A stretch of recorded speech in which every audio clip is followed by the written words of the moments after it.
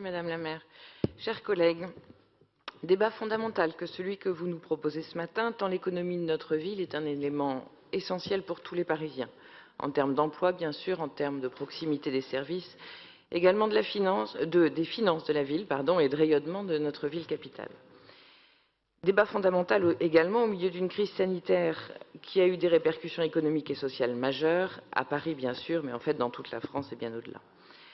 Ainsi, nous nous devons de porter une grande attention à notre tissu économique dans son ensemble. Et je crois qu'en premier lieu, ce qu'il faut souligner ici, c'est la mobilisation de tous les acteurs publics pour atténuer les effets de la crise. L'État, la région, la collectivité parisienne. Et ce sera là mon principal reproche. À vous écouter pendant presque 30 minutes tout à l'heure, vous êtes vraiment formidable. Vous tirez la couverture à vous en oubliant de dire le rôle qu'ont eu la région et l'État, voire même l'Europe quant à la gestion de la crise et pour la sortie de crise.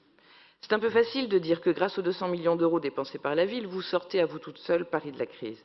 Vous dites même dans le document qui nous a été communiqué que, je cite, le territoire parisien a très peu bénéficié des financements de l'État dans le cadre du plan France Relance.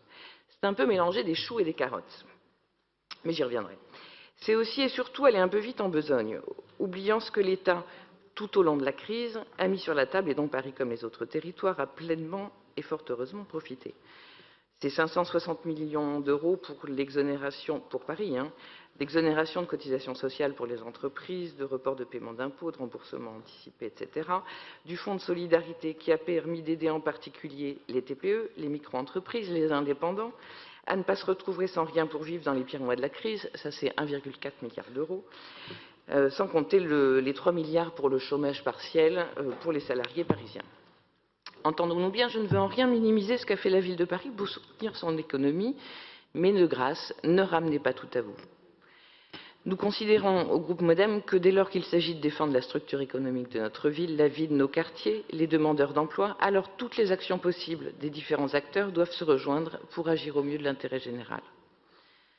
Encore faut-il ne pas générer des actions en sens inverse. Ville sale, pistes cyclables en perpétuels travaux qui créent un enlaidissement réel, décisions et contre-décisions, au gré des mois qui finissent par perdre tout le monde, bouchons perpétuels qui finissent par décourager plus d'un entrepreneur, artisan, commerçant, consommateur bien sûr.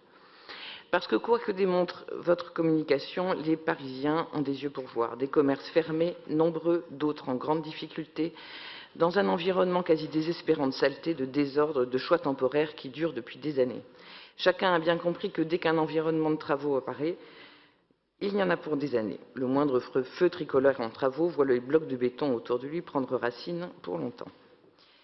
Autre point, si l'on parle du financement, j'aurai plusieurs éléments à souligner. D'une part, vous semblez confondre soutien pendant la crise et plan de relance. Pardon, mais ce n'est pas tout à fait la même chose, voire pas du tout. C'est le mélange de choux et de carottes que j'évoquais tout à l'heure. Si l'on fait consciencieusement l'addition des dépenses faites pour éviter le pire pendant la crise, alors on arrive vite à 220 millions d'euros. Or, vous annoncez 230.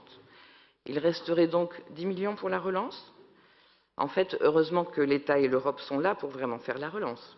Je ne vous reproche pas de ne pas avoir agi pendant la crise, vous l'avez globalement fait, souvent dans le désordre, j'ai souvenir de quelques interventions ici, en particulier à l'égard de la jeunesse, pour laquelle cela partait dans tous les sens.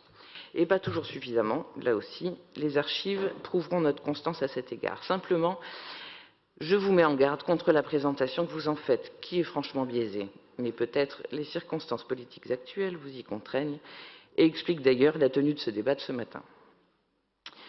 Enfin, si l'on continue à parler gros sous, je veux, rejoignant mon collègue Pierre Casanova hier sur le débat d'orientation budgétaire, m'inquiéter du décalage entre le financement de la crise et l'augmentation de la dette de presque 10% d'augmentation.